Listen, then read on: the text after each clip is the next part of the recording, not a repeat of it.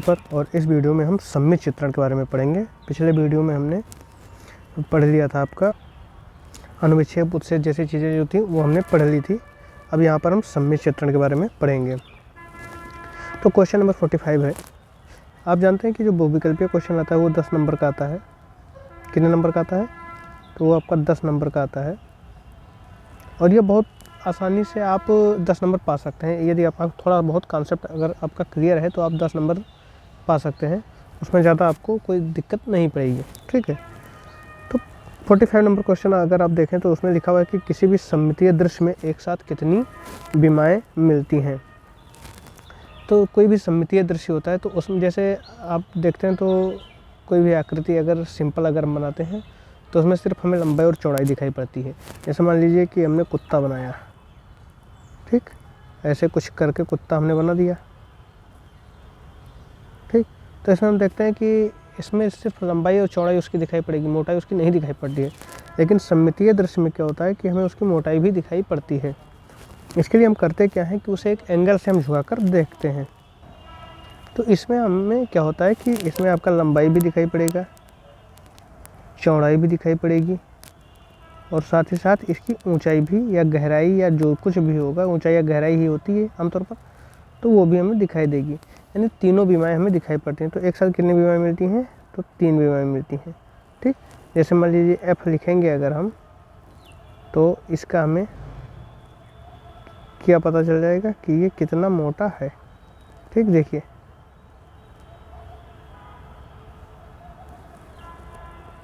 ऐसे जब हम बनाएंगे, F मान लो बना रहे हैं, तो ये हमें पता चल जा रहा है कि इसकी मोटाई कितनी है। ये देखिए लंबाई चौड़ाई तो पता ही चल रहा है, साथ ही साथ मोटाई भी पता चल जा रहा है। ठीक, तो इसका राइट आंसर आपका क्या हो जाएगा? बा। ठीक, 3 विमाएँ। एक साथ कितनी विमाएँ मिलती हैं? तो 3 विमाएँ मिलती हैं। नेक्स्ट है 46, सममितीय विच्छेद में किस कोण का प्रयोग करते हैं? तो आइए हम कुछ चीज़ें पहले समझ लेते हैं, फिर क्वेश्चन को सॉल्व करते हैं।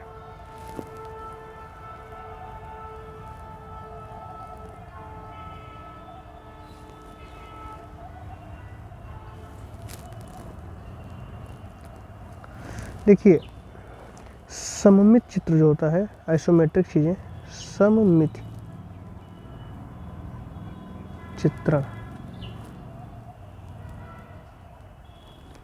इसमें हम क्या करते हैं कि सबसे पहले हम एक आधार रेखा लेते हैं।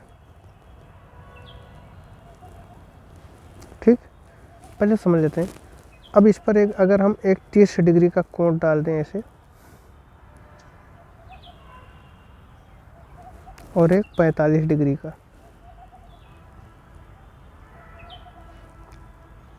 ठीक है, लाकर ऐसे मिला दे रहे हैं।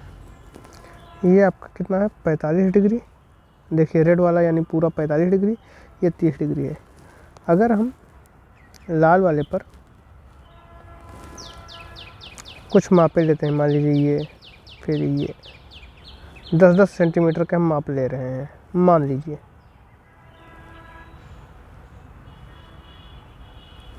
और जब 10 सेंटीमीटर का और उसका जब प्रक्षेप हम 30 डिग्री वाले पर, ये देखिए इसे हम लिख देंगे A B C D। ठीक, AD का जो प्रक्षेप है, AD का प्रक्षेप जब हम लेते हैं किस पर? जब हम AC पर लेते हैं,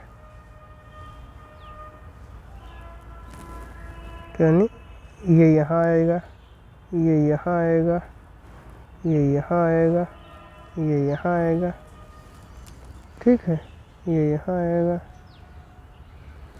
तो देखिए जो AD पर जो दूरी है वो AC पर उस दूरी को लेते हैं तो AC पर कम आ जाता है। यानी AD की दूरी, AD पर दूरी ज़्यादा होती है AC पर दूरी के।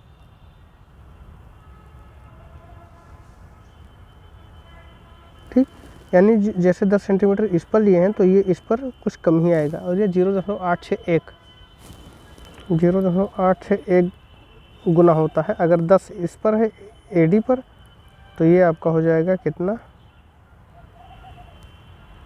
इस पर आ जाएगा 8.610 आ जाएगा, यानी AC पर 8.610 यानी कम ही होगा। तो ये आपका वास्तविक होता है वास्तविक दूरी, और ये क्या होता है समपरिमाण दूरी, समपरिमाण माप। ठीक, तो समपरिमाण माप क्या होता है, हमेशा वास्तविक माप से कम होता है। ठीक, कितने डिग्री पर लेते हैं हम, तो 30 डिग्री पर हम वास्तविक माप का समपरिमाण माप कितने डिग्री पर लेते हैं, 30 डिग्री पर। 45 डिग्री पर तो आपका वास्तविक माप रहेगा। तो ये दो चीज़ें हो गई हैं। ठीक, अब आइए हम देखते हैं क्वेश्चंस को।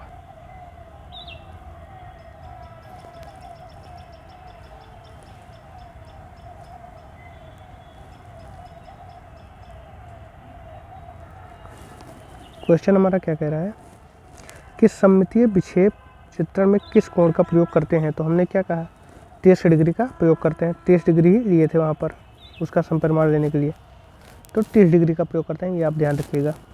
नेक्स्ट है कि सममित चित्रण का आविष्कार कैम्ब्रिज निवासी प्रोफेसर फेरिस ने किस वर्ष किया था। तो इसे आप रट लीजिए, 1820 में किया गया था। इसका राइट आंसर है। आंसर यहाँ पर दिया हुआ भी है, कोई इतना समझ डरने की जरूरत नहीं है, यहाँ पर दिया हुआ आंसर। बढ़ते हैं नेक्स्ट क्वेश्चन की ओर। कह रहा है कि मकान बनवाने में प्रयुक्त एक साधारण एकक समुद्र से क्या होगा। तो आप जानते हैं कि ईंट कैसे होती है आपकी, कुछ इस टाइप होती है।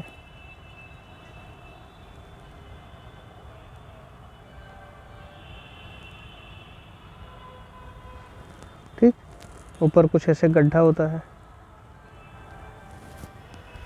अब पूछ रहा हमसे कि एक समुद्र से क्या होगा। तो जो हम सामने से देखेंगे तो यही चीज़ हमें पता चलेगा, यही हमें दिखाई पड़ेगा जो रेड कलर का है। बोलिए, यही दिखेगा ना। तो ये किस आकार का हो गया, तो हम देख रहे हैं ये सिंपल आयताकार का है, आयत के आकार का। तो इसका राइट आंसर क्या हो जाएगा, बा। ठीक है, बहुत सिंपल चीज़ें हैं, कोई इतना टफ नहीं है। नेक्स्ट क्वेश्चन हम देखें कि सममित चित्र में छिपे हुए पात्रों को कौन सी रेखा द्वारा दिखानी चाहिए। ठीक है, सममित चित्रण में छिपे हुए पात्रों को कौन सी रेखा द्वारा दिखानी चाहिए। ये कोड है एक तरीके से कि मान लीजिए जो पीछे की लाइनें हैं, तो हमें कैसे पता चलेगा कि पीछे की लाइन है या आगे की लाइन है। मान लीजिए जैसे हम आयत घन बनाते हैं, सॉरी ये घना भरकर बन गया।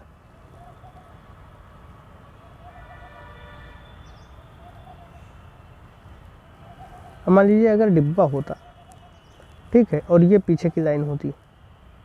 देखिए इसमें कन्फ्यूजन दिख रहा है, अगर एक तरीके से देखेंगे तो पीछे वाली लाइन आगे आपको दिखेगी, अगर दूसरे तरीके से देखेंगे तो आगे वाली लाइन पीछे दिखेगी। तो जो ये पीछे, मैं इसे पीछे मान रहा हूँ, तो इस लाइन को ये माना जाता है कि दिख नहीं रही, तो इसे डॉटेड लाइन से बनाते हैं।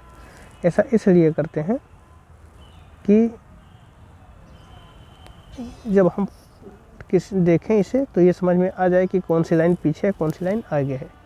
तो इसे हम डॉटेड लाइन के द्वारा रिप्रेजेंट करते हैं। तो ये एक तरीके से कोड है, इसे आपको ध्यान रखना है। तो गहरी बिंदुदार रेखा द्वारा प्रदर्शित करते हैं। नेक्स्ट है आपका, सममित चित्रण में वस्तु का प्रत्येक माप निर्दिष्ट माप के अनुसार कैसा होता है। वस्तु का जो माप होगा वो निर्दिष्ट माप के क्या होगा, बराबर होगा। ऑप्शन सा इसका राइट आंसर है। वो माप, उसमें कोई कमी नहीं आएगी। जैसे कोई वस्तु है तो उसको चाहे इधर तिरछा रखो चाहे जैसा रखो, माप उसकी वही रहेगी। तो वही हमें यहाँ पर भी बता रहा है। नेक्स्ट क्वेश्चन है आपका कि सममित चित्र में घन के किनों किनारे जो एक ठोस समकोण बनाते हैं, एक दूसरे के साथ कितने अंश का कोण बनाते हैं। तो ये चीज़ें समझने के लायक हैं कि जब भी इस तरीके का क्वेश्चन आएगा आप सीधे 120 लगा दीजिएगा। ये होता है, एक घन के तीनों कोण दिखाते हैं। ठीक है, और ये 120 डिग्री, ये 120 डिग्री, ये 120 डिग्री। सममित चित्रण में इसी तरीके से अब इसी के समांतर रेखा अगर हम खींचेंगे तो आपका घन भी तैयार हो जाएगा। ठीक है, कुछ इस तरीके से। ठीक, तो 120 डिग्री कोण दिखाएंगे ये। तो बा इसका राइट आंसर है। अगर समझ में नहीं आएगा तो आप बता दीजिएगा, तो हम बोर्ड पर भी इसे पढ़ा देंगे। नेक्स्ट है, सममित सेंटीमीटर शुद्ध सेंटीमीटर से होता है। मैंने अभी आपको बताया था कि सममित सेंटीमीटर जो होता है वो शुद्ध सेंटीमीटर से क्या होता है। एक मैंने 30 डिग्री की लाइन खींची थी जो सममित को दिखाता था, एक मैंने 45 डिग्री की लाइन खींची थी जो वास्तविक को दिखाता था। तो जब वास्तविक से हम सममित पर प्रक्षेप को ले रहे थे तो उस समय प्रक्षेप क्या आ रहा था, छोटा आ रहा था। किससे? वास्तविक से। कितना? 0.861 करके कुछ आएगा, इतना परसेंटेज रह जाता है उसका, इतना गुना रह जाता है। ठीक है, तो हमेशा छोटा ही होगा, सममित सेंटीमीटर हमेशा छोटा होगा। बढ़ते हैं नेक्स्ट क्वेश्चन की ओर। यदि सममित चित्रण में एक संदूक के आधार की लंबाई 6 इंच है तो उसके ढक्कन की लंबाई कितनी होगी? देखियो चीज़ें जो हैं वही रहेंगी। ठीक है, सममित चित्रण में भी बस क्या है कि उसमें हमें थर्ड डायमेंशन भी दिखाई पड़ जाता है। ठीक है, इस तरीके से रखते हैं कि तीसरी भी हमें दिखाई पड़ जाती है। तो इसका भी आंसर 6 इंच ही हो जाएगा, साइज का राइट आंसर है। देखिए आंसर भी दिया हुआ है यहाँ पर। नेक्स्ट है, ये लकड़ी के ब्लॉक अक्षर एल की ऊंचाई 7 सेंटीमीटर, चौड़ाई 4 सेंटीमीटर और मोटाई 1 सेंटीमीटर, तो लकड़ी के डंडों की काट क्या होगी? ठीक है, डंडों की काट पूछ रहा है, लकड़ी के डंडों की काट। जैसे एल यहाँ पर आपने लिखा तो एल कुछ इस तरीके से भी लिखा जा सकता है।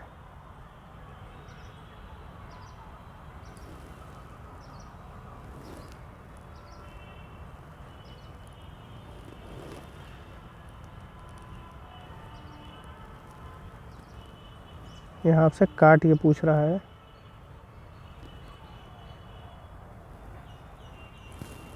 तो इसकी जो काट होगी वो उसकी मोटाई के बराबर ही होगी, यानी 1 सेंटीमीटर है तो उसकी काट भी 1 ही सेंटीमीटर होगी, यानी ऑप्शन 2 इसका राइट आंसर है। ये मोटाई जो है, ये मोटाई है, यही लकड़ी की काट है और इसकी मोटाई कितनी दी है? 1 सेंटीमीटर, तो इसकी काट कितनी हो जाएगी? 1 सेंटीमीटर ही हो जाएगी। बढ़ते हैं नेक्स्ट क्वेश्चन की ओर।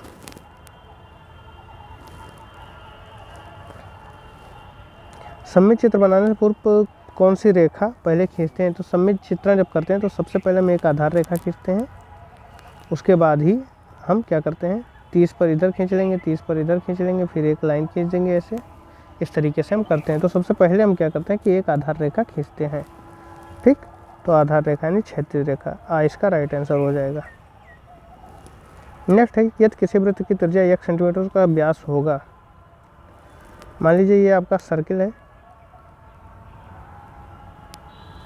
और यहाँ से यहाँ तक इसका व्यास है। अब व्यास क्या होता है कि बीचों बीच से अगर हम काट दें तो एक तरफ के हिस्सा त्रिज्या कहलाती है, जिसे हम आर से देखते हैं। लेकिन वृत्त की त्रिज्या यहाँ x दिया तो x हमने मान लिया, ये x हो गया। अब आधा पार्ट इधर भी है, पूरा यहाँ से यहाँ तक बीच से लेकर जाएं, अगर एक सिरे से लेकर दूसरे सिरे तक जाएं और वो बीच से गुजारें, जैसे जा तो इस तरीके से भी सकता है, सॉरी देखिए ये आपका सर्किल है।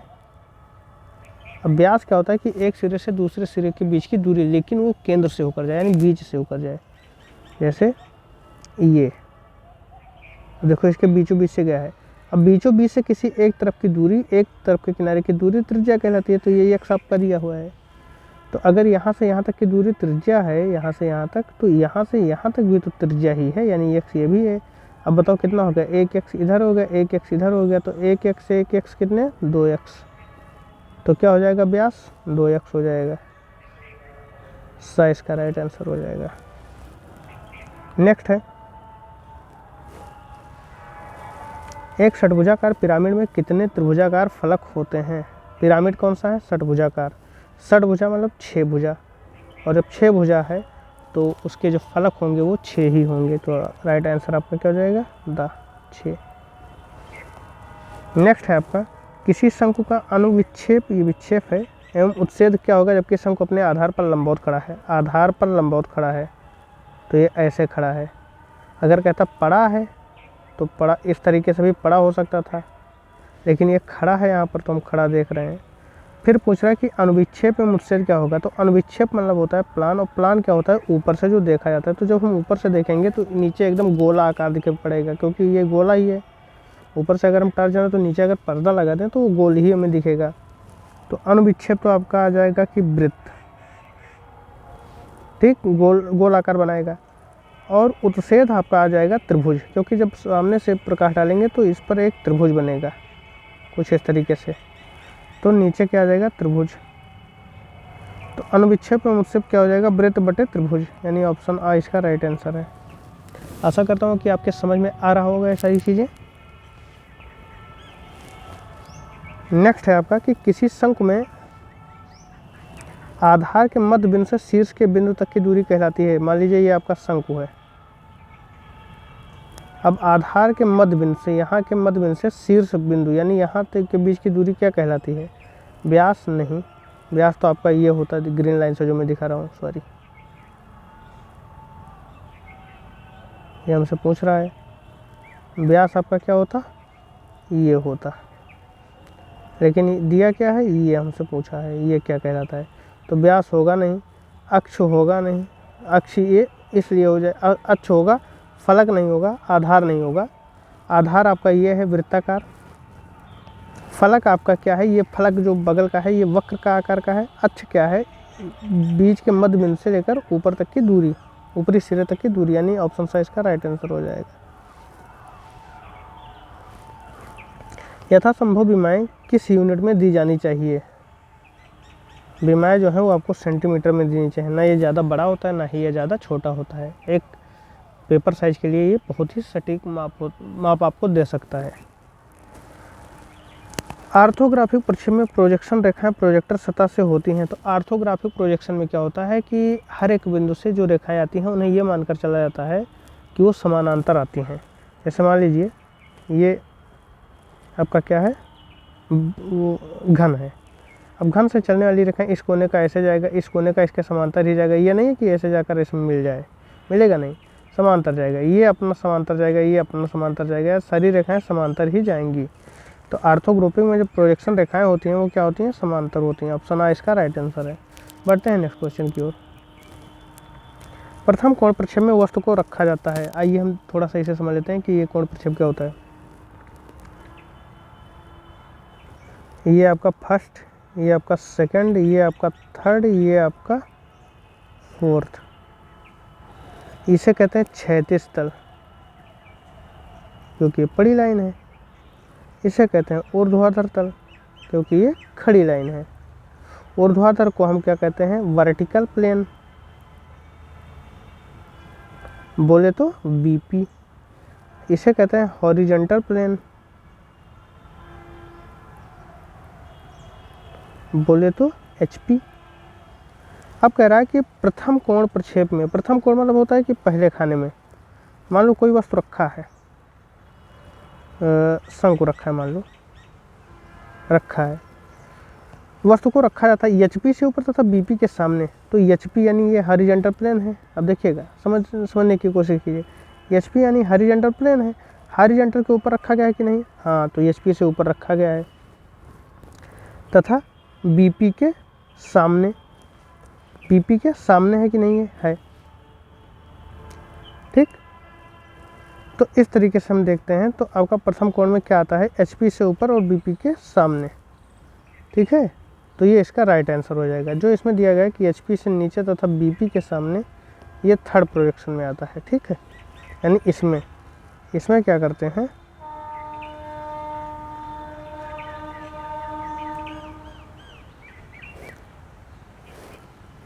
इसमें क्या करते हैं, देखिए ये एचपी से नीचे आ गया, ये बीपी के सामने आ गया, ये है।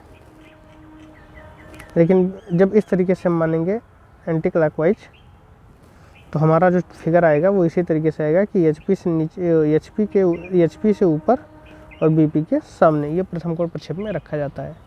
ठीक है, तो इस तरीके से हमने 10 नंबर के क्वेश्चन देखे हैं जो कि आपके एग्जाम में आने वाले हैं। और जिन लोगों को ये समझ में आ गया होगा वो यूट्यूब पर हमारे आकर इसे सब्सक्राइब कर लें यूट्यूब चैनल को। उन्हें परीक्षा तक डेली 10-10 क्वेश्चन आपको ऐसे ही मिलते रहेंगे जहां पर आप अपना टेस्ट दे सकते हैं। साथ ही साथ आप टेलीग्राम ग्रुप भी ज्वाइन कर सकते हैं। वहाँ पर आपका प्राविधिक कला का क्विज कराया जाएगा जिससे आपके एग्ज़ाम होने से पहले आपके इतनी तैयारी हो जाए कि आप 10 में 10 पा सकें। ठीक है, तो आप टेलीग्राम ग्रुप ज्वाइन कर लें जो कि इस चैनल के डिस्क्रिप्शन बॉक्स में दे दिया गया है। साथ ही साथ व्हाट्सअप ग्रुप अगर ज्वाइन करना चाहें तो व्हाट्सअप ग्रुप भी ज्वाइन कर सकते हैं। वहाँ पर आपको स्टडी मटेरियल दे दिया जाएगा जिससे कि आप प्रैक्टिस कर लें। मात्र 10 दिन के अंदर ही आपकी प्रैक्टिस इतनी हो जाए ताकि आपकी परीक्षा में 100 में से 90 प्लस पा सकें। तो धारणा आपको ये वो मतलब आपका उद्देश्य क्या होना चाहिए 90+ पाने की 100 में से। अब 90+ कुछ भी आ जाए लेकिन 90+ कम से कम पाना ही चाहिए। आप टेलीग्राम ग्रुप ज्वाइन कर लेंगे तो वहाँ पर आपका जो बहुविकल्पीय प्रश्न होता है वो सॉल्व हो जाएगा। आप यदि यूट्यूब चैनल सब्सक्राइब करते हैं और वहाँ पर आकर पढ़ाई करते हैं तो सारे क्वेश्चन को अभी तो सरसरी तौर पर हम ख़त्म कर रहे हैं, उसके बाद 10 दिन और लगेगा जब हम पूरी तरीके से ख़त्म करेंगे। बाकायदा आपको हम बनाकर दिखाएंगे कि कैसे कोई चीज़ कैसे बनती है। तो जिन बच्चों ने अभी सब्सक्राइब नहीं किया वो सब्सक्राइब कर लें, बाकी लाइक शेयर सब्सक्राइब करते रहें। धन्यवाद।